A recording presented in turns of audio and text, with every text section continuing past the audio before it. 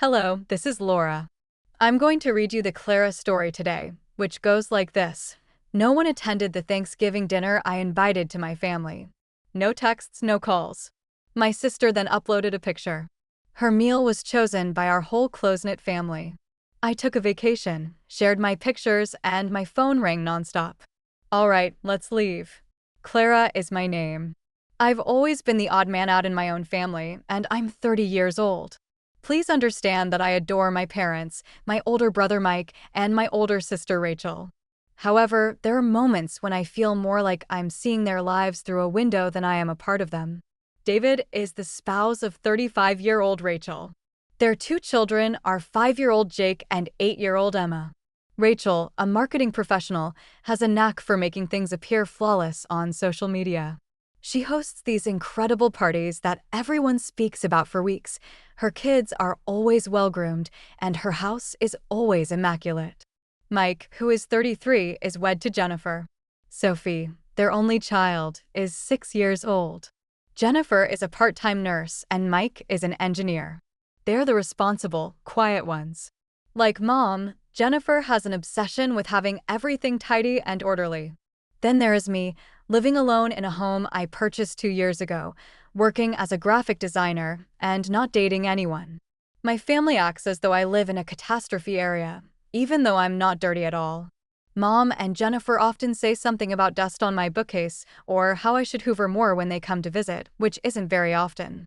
Every holiday has been the same for the last 5 years. We all either go to Rachel's place or to Mom and Dad's. One of the two choices is always available. Never mind. They respond to my question with phrases like, "Oh, Clara, you know how busy you get with work," or "Your place is so small for all of us." I have a large place. 8 persons can be comfortably seated in my dining room. However, I made the decision to stop being invisible last month. Sunday supper, the monthly family get-together that somehow became required without anybody stating it, was at Mom and Dad's, and we were all there. Mom was fumbling in the kitchen as Dad was cutting the roast steak.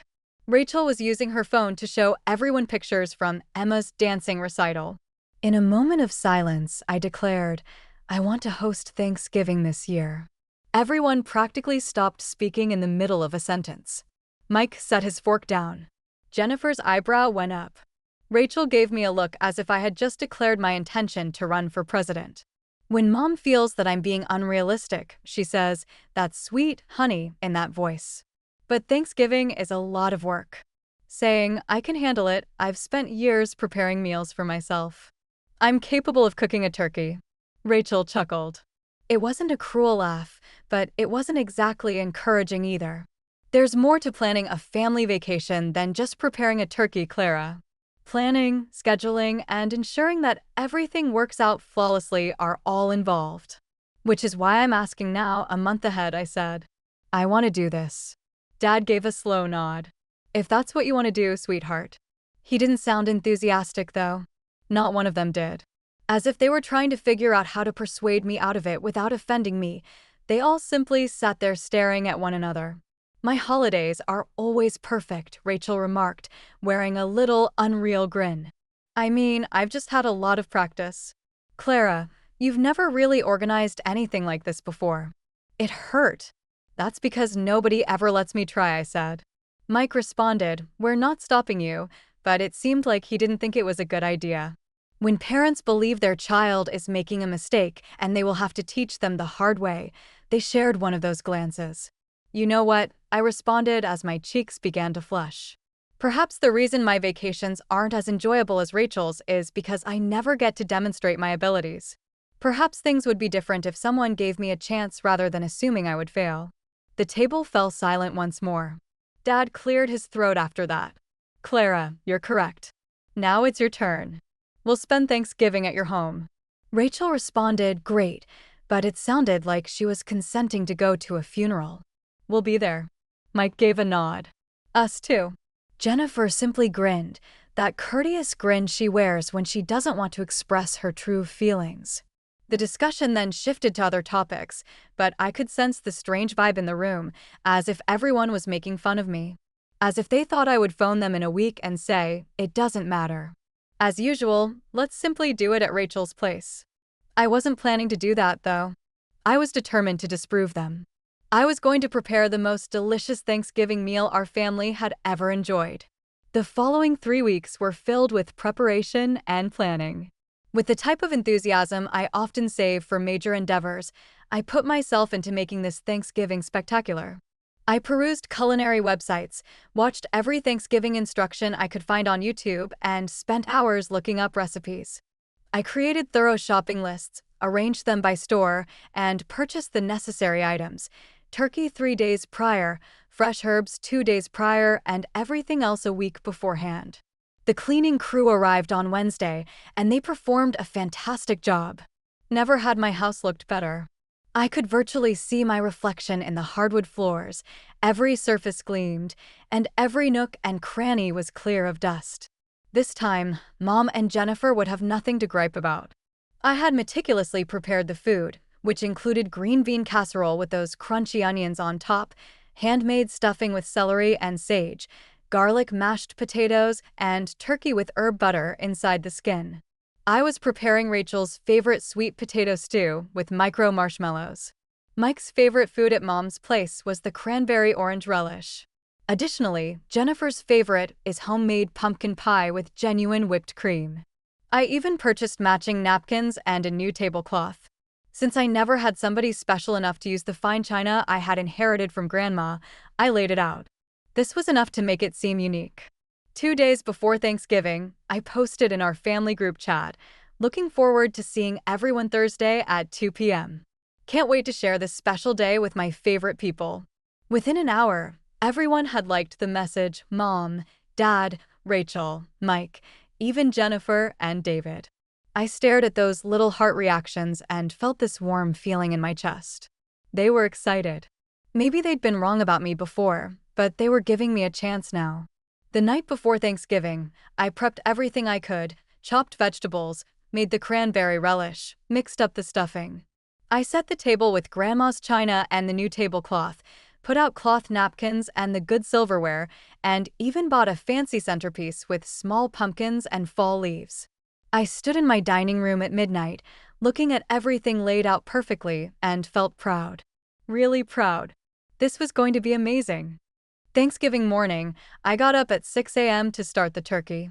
I'd calculated exactly when everything needed to go in the oven so it would all be ready at the same time.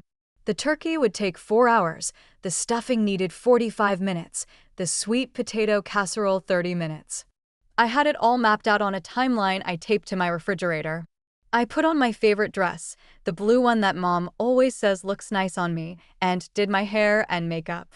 If I was going to be the hostess, I was going to look the part. By noon, the house smelled incredible. The turkey was golden brown and looked like something out of a magazine. I'd made fresh whipped cream for the pie and warmed up dinner rolls. Everything was going perfectly. At 1:30, I did a final check. Table set, food almost ready, house spotless, me looking good. I even lit some fall-scented candles to make everything extra cozy. 2 o'clock came and went. No doorbell, no car pulling into my driveway. By 2:15, I started checking my phone. Maybe they were running late.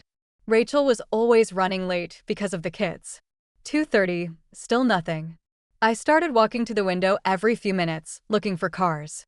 The turkey was done and resting under foil. The side dishes were warming in the oven. Everything was ready and waiting. 3 o'clock, I called Mom's cell phone. It went straight to voicemail. Hey, Mom, just wondering if you guys are on your way. Hope everything's okay. I tried calling Dad. Voicemail. 3:15, I called Rachel. Voicemail. My hands were starting to shake a little. This was weird. Really weird. Even if they were running late, someone would have called or texted. I called Mike. Voicemail. By 3:30, I was pacing around my kitchen. The food was getting cold. I turned the oven to warm to keep everything heated, but it wasn't the same. This wasn't how it was supposed to go. I started texting everyone, "Hey, are you guys okay?" Getting worried. No responses. I changed out of my dress and put on jeans and a sweater. Maybe I should drive to Mom and Dad's house to make sure everyone was okay. Maybe there was some kind of family emergency, and they forgot to tell me. But just as I was grabbing my car keys, my phone buzzed with a notification. Rachel had posted new photos on Instagram. My heart stopped. I opened the app with shaking fingers. There they were, all of them. Mom, Dad, Mike, Jennifer, David, and all the kids sitting around Rachel's dining room table, smiling and laughing. The table was covered with food, turkey, stuffing, all the traditional dishes. The caption read, "Our whole close-knit family chose my dinner again this year. So grateful for these amazing people." I was completely shocked that they did this to me. I sat down on my couch and just stared at my beautifully set table with nobody sitting at it. The shock turned into this sick feeling in my stomach as everything started making sense.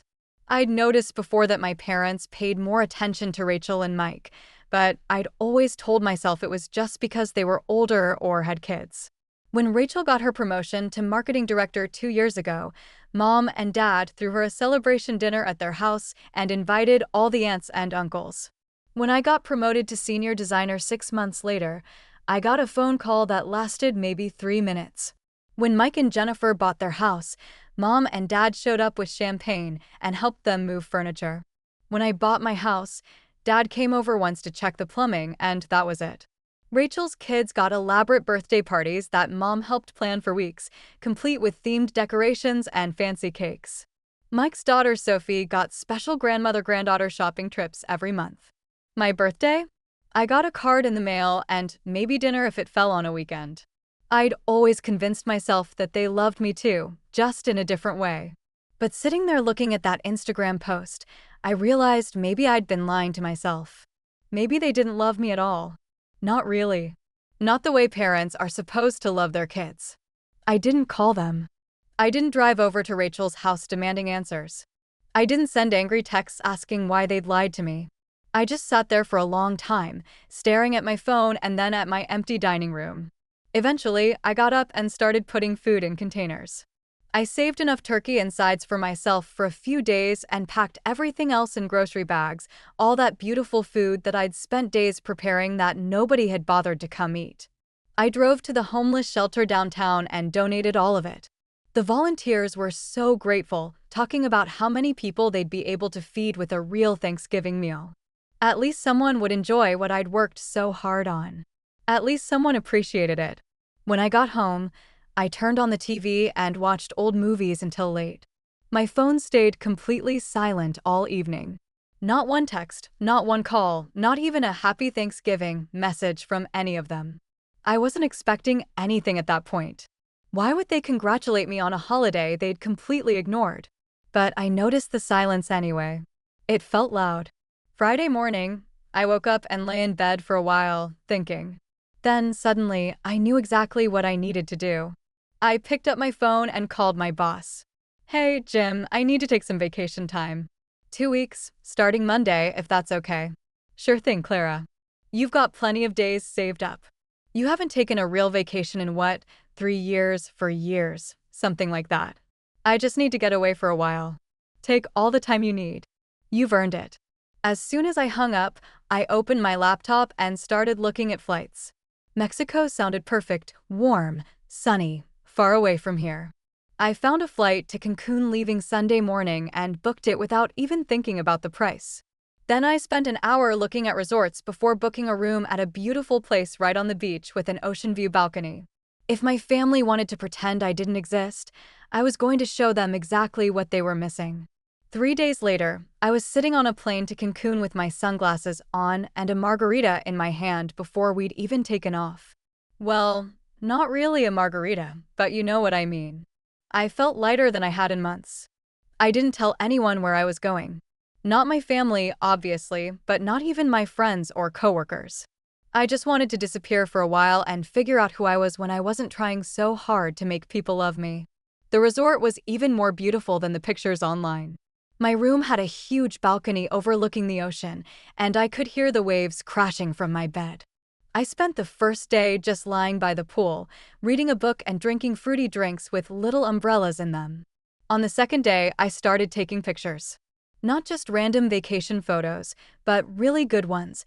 The sunrise from my balcony, me having breakfast with the ocean in the background, a selfie of me in a sundress at dinner with palm trees behind me. And then I got an idea, a petty, brilliant idea. I posted the first photo, me having breakfast alone on my balcony, with the caption, "Our whole close-knit family gathered together for a perfect morning." It was exactly what Rachel had written about Thanksgiving dinner, word for word. Within an hour, I had likes from cousins and family friends. People who probably didn't even read the caption just saw a pretty vacation photo and hit the heart button. But then my cousin Laura commented, "Wait, where is everyone? I only see you in the photo." I posted another picture the next day, me at the beach with a sunset behind me. Same caption, "Our whole close-knit family gathered together for another amazing day." More likes. But now people were starting to pay attention to what I was writing. My Aunt Linda commented, "Clara, honey, are you by yourself?" The caption says family, but I don't see anyone else. I kept posting every day a new, beautiful photo of me doing something fun and relaxing, always with that same caption about my close-knit family, me snorkeling, me at a fancy restaurant, me getting a massage on the beach. By day 4, my cousin Laura had put the pieces together. She commented on my latest post, "Hey, everyone, wasn't there a family photo from Rachel's house on Thanksgiving where Clara wasn't in it?" But now she's posting about her whole family being together. Something doesn't add up here. That's when the real drama started. Other relatives started chiming in. My Uncle Bob commented, "What's going on with you guys? There's definitely something weird happening." My Aunt Carol wrote, "I'm confused." Rachel posted about the whole family being at her house for Thanksgiving, but Clara wasn't in those photos. Now Clara's posting about being with the whole family in Mexico. Can someone explain? I could practically feel my phone buzzing with activity as more and more family members started commenting and asking questions. The family drama was spilling out into public view, exactly what my parents always tried to avoid. Then my mom jumped into the comments. I could tell she was panicking, trying to do damage control. "Hi, everyone. There was just a little misunderstanding about Thanksgiving plans. Clara got sick at the last minute and couldn't make it to Rachel's, so we had dinner without her. She's just being silly with her captions. You know how she likes to joke around." But I wasn't done. I had been saving something special for exactly this moment. I posted a new photo, not of me having fun in Mexico, but the picture I'd taken on Thanksgiving Day, my dining room table, perfectly set with grandma's china and all that food, but every single chair empty. The table looked so sad and abandoned. You could feel the loneliness just looking at it. The caption read, "The real story of my Thanksgiving dinner.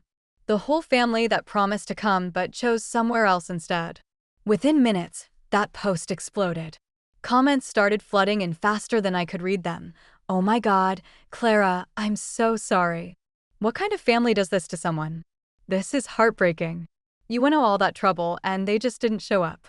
My Aunt Linda wrote, "I've suspected for years that something was off with how Clara gets treated in this family. This just proves it." Then Rachel showed up in the comments, and I could tell she was angry. "Clara, you're being way too dramatic about this. We never actually promised we'd come to your house. You're blowing this whole thing out of proportion and making our family look bad on social media."